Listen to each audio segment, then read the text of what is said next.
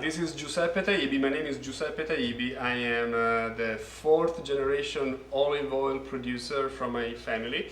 We produce Olio Taibi, which is the olive oil, extra virgin olive oil that takes the name of our family.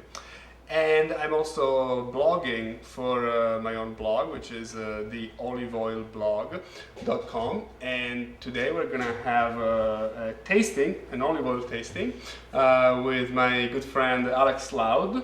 And among his many qualities and characteristics, so to speak, he's also the head of the local chapter in Boston here of a wonderful movement called the Slow Food. Please, Alex, tell us a little bit about the Slow Food. Thank you, Giuseppe.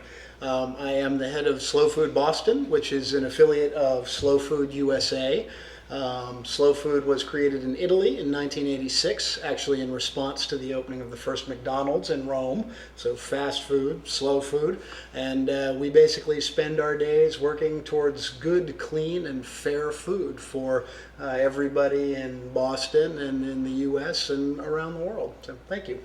Excellent. And speaking of good, clean, and artisanal food, if we may, I would want to start by, in fact, just giving you a little guidance, if I may, on how to properly taste an olive oil. All right.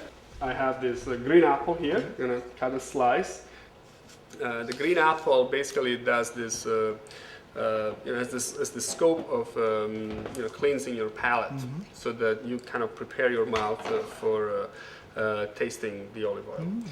While you do that, I'm going to talk a little bit about the olive oil that we're tasting right now.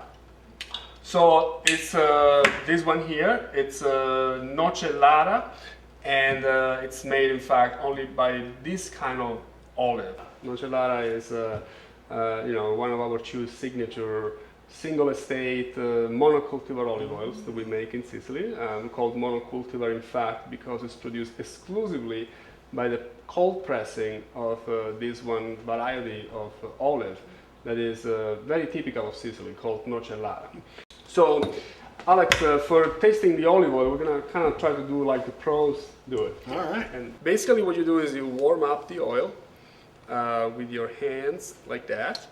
And what this does is brings up all the characteristics, kind of amplifies, magnifies the characteristics of the olive oil, its fragrance and all its attributes, whether positive or negative. So after a little while, and you make it warm, basically what you would do next is to take a little sip like that, and then kind of try to spread it all the way in the back of your palate or your mouth and make this kind of sound. Now when you do that, make sure you don't go too fast because you might choke, because especially Nocellara.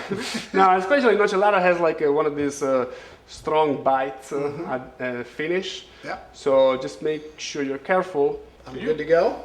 All right. Good to go. Almost like a wine. Lovely bouquet.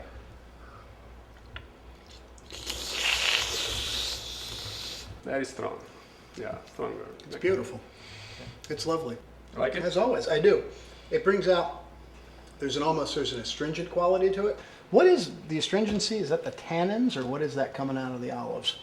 Well, I'd say that's probably the polyphenols. Really? Who does that. Yeah, which is also antioxidant. Interesting. Yes. It's got that bite in the back of your throat that a good Italian oil should have. It's a little difficult to talk because it's got that kind of peppery bite that just clenches right in the back of your throat. But it's beautiful. It's grassy. It's herbal. It's just, these are absolutely lovely oils. I mean, that's great, Alex. Thank you for that. I would want to only add that, in fact, the Nocellara is the strongest of the two kind of olives that we have and the olives that we make with. And in fact, it's the one that I would say would be recommended as kind of pairing with any kind of recipes that would go very well with a red wine. Whereas the other one, the Biancolilla, would be a great match for recipes, as a guideline, but not necessarily always the case, for recipes that would be well matched by a white wine. Cool.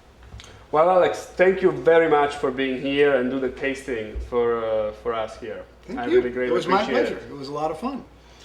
Alex Lau, thanks a lot. Thank you.